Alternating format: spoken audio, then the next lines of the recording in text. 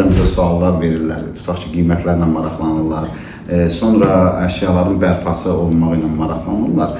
Və deyirlər ki, məsələn, bir neçə yerdə də bunu göstərdik, maraqlandıq. Misal üçün, aşağı-yuxarı qiymətləriniz də eynidir.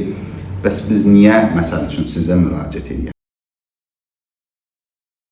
Burada çoxlu təcrübə.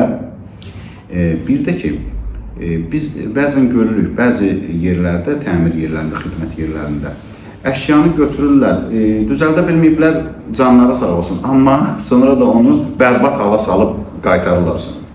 Çox bu hallarla rastlaşmışıq, çünki bizim özümüzə də sonradan o əşyaları gətirirlər, filan yerdə bunu bərbad günə qoydur.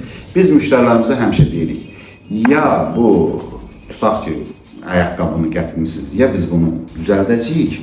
Əgər alınmasa, əgər bunu sual altında olur, bəzən müxtəlif ləkələr olur ki, mümkün olmur aparmaq.